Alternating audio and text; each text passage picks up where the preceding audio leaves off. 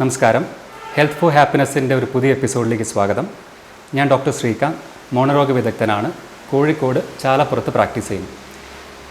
ഞാനിന്ന് സംസാരിക്കാൻ പോകുന്ന വിഷയം ബ്ലീഡിംഗ് ഗംസ് അഥവാ മോണയിൽ നിന്നും രക്തം വരുന്ന അവസ്ഥയെക്കുറിച്ചാണ്. ജിഞ്ചവൈറ്റിസ് അല്ലെങ്കിൽ മോണപ്പഴുപ്പിൻ്റെ പ്രാഥമിക ലക്ഷണങ്ങളിൽ ഒന്നാണ് ഈ മോണയിൽ നിന്നും രക്തം വരുന്ന അവസ്ഥ. ഈ മോണപ്പഴുപ്പിൻ്റെ ഒരു പ്രധാന പോരായ്മ എന്ന് പറയുന്നത് പലപ്പോഴും അതിന് വേദനയോ മറ്റ് ബുദ്ധിമുട്ടുകളോ ആരംഭഘട്ടങ്ങളിൽ ഉണ്ടാവില്ല എന്നുള്ളതാണ്. അപ്പോൾ ഒരു ചോദ്യം വരാം, വേദനയില്ലാത്ത നല്ല കാര്യമല്ലേ എന്ന്. പക്ഷെ നമ്മൾ മനസ്സിലാക്കേണ്ട ഒരു കാര്യം, പലപ്പോഴും ഈ വേദന, പനി എന്നതൊക്കെ ശരീരം നമുക്ക് തരുന്ന ചില സൂചനകളാണ്. അതായത് ശരീരത്തിൽ എവിടെയെങ്കിലും ഒരു ഇൻഫെക്ഷൻ ഉണ്ടെങ്കിൽ എത്രയും പെട്ടെന്ന് അതിന് പരിഹാരം കാണണമെന്ന് നമ്മുടെ ശരീരം നമ്മളോട് പറയുന്ന അടയാളങ്ങളാണ് പല സന്ദർഭങ്ങളിലും ഈ വേദനയും പനിയൊക്കെ. സ്വാഭാവികമായും ഇതൊന്നും ഇല്ല എന്നുണ്ടെങ്കിൽ ഒരു ഇൻഫെക്ഷനുള്ള കാര്യം നമ്മൾ അറിയാൻ പോകുന്നില്ല. ഇത് പ്രത്യേകം പറയാൻ കാരണം, പലപ്പോഴും ക്ലിനിക്കിൽ പേഷ്യൻസ് വന്നു കഴിഞ്ഞാൽ അവരോട് മോണരോഗമുണ്ട് എന്ന് പറയുമ്പോൾ കിട്ടുന്ന മറുപടി, ഡോക്ടർ എനിക്ക് വായ്ക്കകത്ത് വേദനയൊന്നും ഉണ്ടായിരുന്നില്ല, അതുകൊണ്ടാണ് ട്രീറ്റ്മെൻറ്റ് എടുക്കാൻ ലേറ്റായത് എന്നാണ്. അപ്പോൾ വേദനയില്ല എന്നുള്ളത് എപ്പോഴും ഒരു നല്ല കാര്യമാവണം എന്നില്ല. ഇനി എന്താണ് ജിഞ്ചവൈറ്റിസ് അല്ലെങ്കിൽ മോണപ്പഴുപ്പിൻ്റെ പ്രധാന കാരണം? നമ്മുടെ പല്ലിൻ്റെ മുകളിൽ അടിഞ്ഞുകൂടുന്ന അഴുക്ക് അഥവാ പ്ലാക്കാണ് ഇതിൻ്റെ പ്രധാന കാരണക്കാരൻ. ഈ പ്ലാക്ക് ക്രമാതീതമായി അടിഞ്ഞുകൂടിക്കഴിഞ്ഞാൽ അതിൻ്റെ ഉള്ളിലുള്ള രോഗാണുക്കൾ ക്രമേണ മോണയ്ക്കുള്ളിൽ പ്രവേശിക്കുകയും അവിടെ പഴുപ്പ് ഉണ്ടാക്കുകയാണ് ചെയ്യുന്നത്. ഇതിൻ്റെ ഫലമായിട്ടാണ് മോണയ്ക്കുള്ളിൽ നിന്നും രക്തം പൊടിയുന്നത്. പക്ഷേ എല്ലായ്പ്പോഴും ഈ മോണയിൽ നിന്ന് രക്തം വരാനുള്ള കാരണം മോണപ്പഴുപ്പ് മാത്രം ആവണം എന്നില്ല. ഉദാഹരണത്തിന് അൺകൺട്രോൾഡ് ഡയബറ്റിക് പേഷ്യൻസ്, അതായത് രക്തത്തിൽ പഞ്ചസാരയുടെ അളവ് ക്രമാതീതമായി ഉയർന്ന ആളുകളിൽ, അതുപോലെ ഹോർമോണൽ വേരിയേഷൻസ്, വൈറ്റമിൻ ഡെഫിഷ്യൻസി, ഗർഭിണികളായ സ്ത്രീകളിൽ, ആസ്പിരിൻ, സൈക്ലോസ്പോറിൻ തുടങ്ങിയ മരുന്ന് കഴിക്കുന്ന ആളുകളിലും ഇത്തരത്തിൽ മോണയിൽ നിന്ന് രക്തം വന്ന് കാണാറുണ്ട്. ഇക്കാരണം കൊണ്ട് തന്നെ എന്താണ് രക്തം വരാനുള്ള കാരണം എന്ന് ആദ്യം തന്നെ കണ്ടുപിടിക്കേണ്ടത് വളരെ ഇമ്പോർട്ടൻ്റ് ആണ്.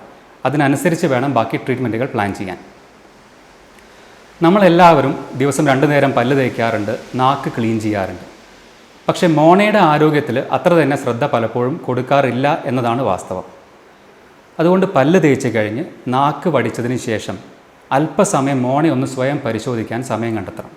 മോണയിൽ എന്തെങ്കിലും തരത്തിലുള്ള നിറവ്യത്യാസങ്ങളുണ്ടോ, ചുവപ്പ് കളറോ അത്തരത്തിൽ എന്തെങ്കിലും ഉണ്ടോ, മോണയിൽ ഏതെങ്കിലും വശങ്ങളിൽ നിന്ന് രക്തം വരുന്നുണ്ടോ, അതുപോലെ മോണയുടെ ആകൃതിയിൽ, ഷേപ്പിൽ എന്തെങ്കിലും വ്യതിയാനങ്ങളുണ്ടോ, വീക്കമോ അത്തരത്തിൽ എന്തെങ്കിലും ഉണ്ടോ എന്ന് സ്വയം പരിശോധിക്കാം. അങ്ങനെ എന്തെങ്കിലും കാണുകയാണെങ്കിൽ ഒരു സ്വയം പരിശോധനയ്ക്ക് നിൽക്കാതെ പെട്ടെന്ന് തന്നെ ഒരു ഡെൻ്റൽ ഡോക്ടറെ കണ്ട് അതിന് വേണ്ട പരിഹാരം കാണണം. ഈ സ്വയം ചികിത്സയ്ക്ക് നിൽക്കരുതെന്ന് പറയാൻ കാരണം, പലപ്പോഴും കണ്ടുവരുന്നത് ആളുകൾ മോണയ്ക്കുള്ളിൽ നിന്ന് രക്തം വരുന്നത് കണ്ടാൽ ഉടൻ തന്നെ ഹാർഡായി ബ്രഷ് ചെയ്യാൻ തുടങ്ങും, അല്ലെങ്കിൽ ഒരുപാട് നേരം ബ്രഷ് ചെയ്യാൻ തുടങ്ങും.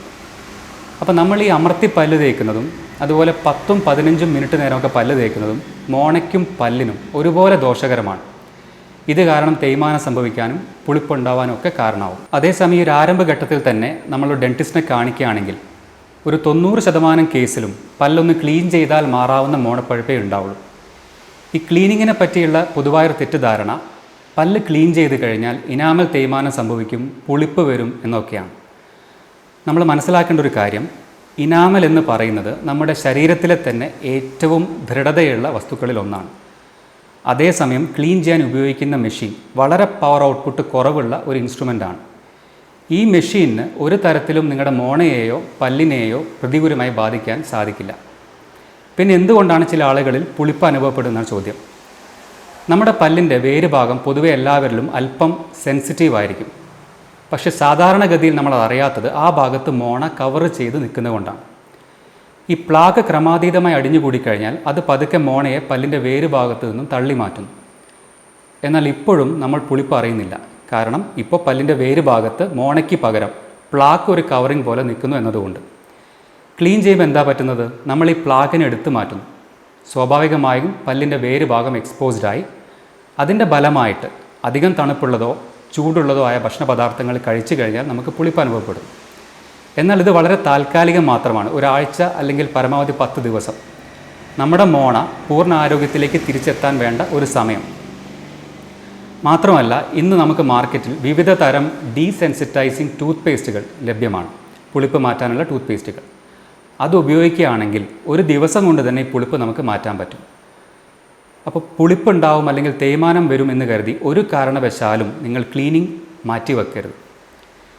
ഈ ജിഞ്ചവൈറ്റിസ് അതിൻ്റെ ആരംഭഘട്ടങ്ങളിൽ ട്രീറ്റ് ചെയ്തിട്ടില്ല എന്നുണ്ടെങ്കിൽ അത് മാറാൻ പോകുന്നത് പെരിഡോൺടൈറ്റിസ് എന്ന കൂടുതൽ തീവ്രമായ മോണരോഗാവസ്ഥയിലേക്കാണ്. എന്താണ് പെരിഡോൺടൈറ്റിസ്? നമ്മുടെ പല്ലിരിക്കുന്നത് ഒരു എല്ലിൻ്റെ ബോക്സിനകത്താണ്.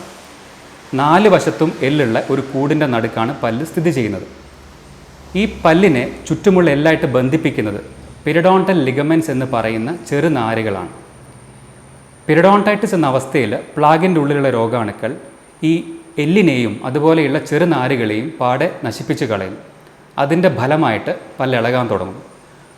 ഒരു പരിധി വിട്ട് പല്ലിന് ഇളക്കം തട്ടിക്കഴിഞ്ഞാൽ പിന്നെ അത് പറിച്ചൊഴിവാക്കി ഒരു ആർട്ടിഫിഷ്യൽ പല്ല് വെക്കുക എന്നൊരൊറ്റ ഓപ്ഷനെ ഡെൻറ്റിസ്റ്റിന് മുമ്പിൽ ഉണ്ടാവുള്ളൂ. നമ്മൾ പ്രത്യേകം മനസ്സിലാക്കേണ്ട ഒരു കാര്യം, എത്ര തന്നെ ഭംഗിയായി ചെയ്താലും ഈ വെക്കുന്ന ആർട്ടിഫിഷ്യൽ പല്ലിന്, അത് ഇംപ്ലാന്റ് ആയിക്കൊള്ളട്ടെ, ഫിക്സഡ് ഉറപ്പിച്ച് വെക്കുന്ന പല്ലായിക്കൊള്ളട്ടെ, റിമൂവബിൾ എടുത്തു മാറ്റുന്ന പല്ലായിക്കൊള്ളട്ടെ, നമ്മുടെ സ്വാഭാവിക പല്ലിൻ്റെ ഗുണമേന്മ ഉണ്ടായിരിക്കില്ല. അതുകൊണ്ട് തന്നെ നമ്മുടെ ശ്രദ്ധക്കുറവ് കൊണ്ട് ഒരു കാരണവശാലും ഒരു പല്ല് പോലും നഷ്ടപ്പെടാൻ ഇടയാവരുത്. ഇതിന് നമ്മൾ ചെയ്യേണ്ടത് വളരെ ചെറിയ കാര്യങ്ങൾ മാത്രമേ ഉള്ളൂ. ആദ്യം ഞാൻ പറഞ്ഞ പോലെ പല്ല് തേച്ച് കഴിഞ്ഞ് നാക്ക് വടിച്ചതിന് ശേഷം മോണ ഒന്ന് സ്വയം പരിശോധിക്കുക. മോണയിൽ എന്തെങ്കിലും മാറ്റങ്ങൾ ഉണ്ടെങ്കിൽ പെട്ടെന്ന് തന്നെ ഡെൻ്റൽ ഡോക്ടറെ സമീപിക്കുക. അതുപോലെ തന്നെ പ്രധാനപ്പെട്ട ഒരു കാര്യമാണ് ഗം മസാജ്. വിരൽ ഉപയോഗിച്ച് വൃത്താകൃതിയിൽ മോണ നല്ല പോലെ മസാജ് ചെയ്യുക. ഇങ്ങനെ ചെയ്യുന്നത് കൊണ്ട് മോണയ്ക്കുള്ളിൽ രക്തോട്ടം വർദ്ധിക്കുകയും മോണയുടെ ആരോഗ്യം നല്ല പോലെ ബെറ്റർ ആവുകയും ചെയ്യും. പല പഠനങ്ങളും തെളിയിച്ചു കഴിഞ്ഞ കാര്യമാണത്. അതുപോലെ തന്നെ ചെയ്യേണ്ട ഒരു കാര്യം, 6 മാസത്തിലൊരിക്കൽ ഡെൻ്റൽ ഡോക്ടറെ സമീപിച്ച് പല്ലൊന്ന് ക്ലീൻ ചെയ്യിക്കണം. ഇതുകൊണ്ട് 2 ഗുണങ്ങളാണ്. ഒന്ന്, പലപ്പോഴും ഈ പ്ലാഗ് അടിഞ്ഞു കൂടുന്നത് 2 പല്ലുകൾക്കിടയിലോ അല്ലെങ്കിൽ മോണയ്ക്കുള്ളിലോ ആയിരിക്കും. എത്ര തന്നെ വൃത്തിയായി പല്ല് തേച്ചാലും ബ്രഷിൻ്റെ ബ്രിസിൽസ് ഈ ഏരിയാസിൽ എത്തിക്കൊള്ളണമെന്നില്ല. അതേസമയം ക്ലീൻ ചെയ്യുമ്പോൾ ഡെൻറ്റിസ്റ്റിന് ഇത്തരത്തിൽ ഒളിഞ്ഞിരിക്കുന്ന പ്ലാക്കിനെ കംപ്ലീറ്റ് ആയിട്ട് റിമൂവ് ചെയ്യാൻ പറ്റുന്നു. രണ്ടാമത്തെ ഗുണമെന്ന് പറയുന്നത്, നമ്മുടെ വായ്ക്കകത്ത് ഏതെങ്കിലും രീതിയിലുള്ള ഇൻഫെക്ഷൻ ഉണ്ടെങ്കിൽ, ഞാൻ മുമ്പ് പറഞ്ഞ പോലെ പെയിനോ മറ്റ് സിംറ്റംസോ ഒന്നും കാണിക്കാത്ത ഇൻഫെക്ഷൻ ഉണ്ടെങ്കിൽ ഈ ഒരു അവസരത്തിൽ ഡെൻറ്റിസ്റ്റിന് അത് കണ്ടുപിടിച്ച് നിങ്ങളെ ബോധ്യപ്പെടുത്തി തരാനും പറ്റുന്നു. അല്പം ഒരു ജാഗ്രത നമ്മുടെ ഭാഗത്തു നിന്നുണ്ടെങ്കിൽ പല്ലും മോണയും വലിയ വിപുലമായ ചികിത്സകളൊന്നും ചെയ്യാതെ തന്നെ പൂർണ്ണമായ ആരോഗ്യത്തോടെ നമുക്ക് സംരക്ഷിച്ച് നിർത്താൻ പറ്റും. അതിന് ശരീരം തരുന്ന ചില ചെറിയ സൂചനകൾ, ബ്ലീഡിംഗ് ഗംസ് പോലുള്ള സൂചനകൾ അതിൻ്റെതായ ഗൗരവത്തിൽ എടുക്കണം എന്ന് മാത്രം. Thank you.